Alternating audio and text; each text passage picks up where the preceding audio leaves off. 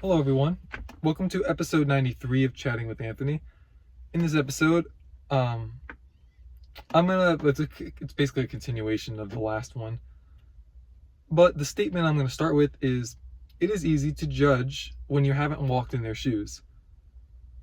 Now, what goes hand in hand with that is the fact that I believe our sentiments only reach as far as our personal experiences and the experiences of close ones. So to give an example of what I mean, if your friend's, let's say your friend's sister has cerebral palsy, anytime you see someone with cerebral palsy, you'll probably remember that friend, you'll remember their sister, and you'll have sympathy upon whoever it is that you're seeing with that disease. However, even though you might be sympathetic towards someone just with a disease in general, that doesn't mean that you'll be sympathetic in the same way for someone with Down syndrome. Now hopefully it would, go from one to, what I mean by that is, hopefully you would still feel sympathetic for them because you understand the concepts of the struggles they would have. But your heart is going to be the most attached to what you can comprehend and understand. And the more you're around something, the more you're going to understand it. That's why when you work on things, one of the big things is spend time being productive with it. What I mean is, don't just spend time just to spend time, quote unquote, because you could just spin the wheels in the mud. But if you're diligent about what you're doing and you spend a lot of time with that work, you will go far, is basically what I'm trying to say. You should go far. Doesn't necessarily mean you're going to see the amount of success that you want, but you'll be going somewhere, essentially, is what I mean. To build on that, I'm going to use the example of like a supermodel.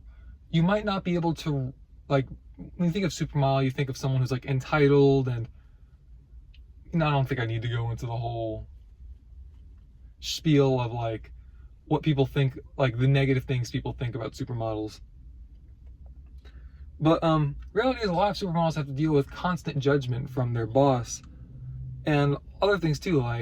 There's a mental side of, you have to keep getting leaner. There's the physical side of your body telling you to stop getting leaner.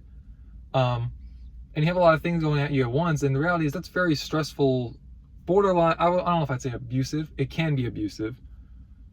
But it's a very conflicting situation to be in. It's you're cognitively not going to be,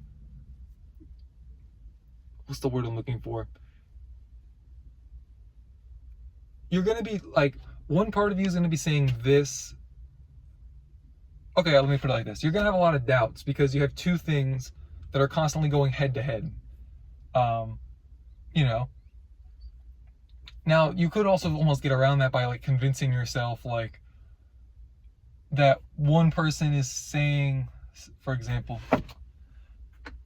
you could basically say one side is lying to you. Either your body isn't really telling you to get leaner, or not to get leaner. It's basically just saying that you're sick with something. Or you could say that your boss doesn't really mean what he's saying. He's just trying to motivate you. You could do that and still be, oh my gosh, I don't remember the word. I think it's cognitive dissonance, where it's you're basically going to act on stuff that you don't agree with to some capacity or another. But even billionaires, they have their own set of struggles.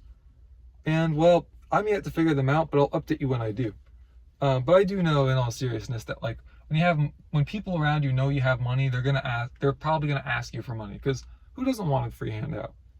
But you have to factor in that some people don't have the same maturity as you, and you can't expect that of others. It's not really fair. So we all have our own struggles. I don't have to say that you just excuse everyone who's rude to you, but you should factor in that people are going to do things coming from a place in their heart that you're not going to understand. And part of life is just accepting that. So that's all I have for this episode. Thank you guys for watching. Stay safe. God bless. And I'll see you bozos in the next one.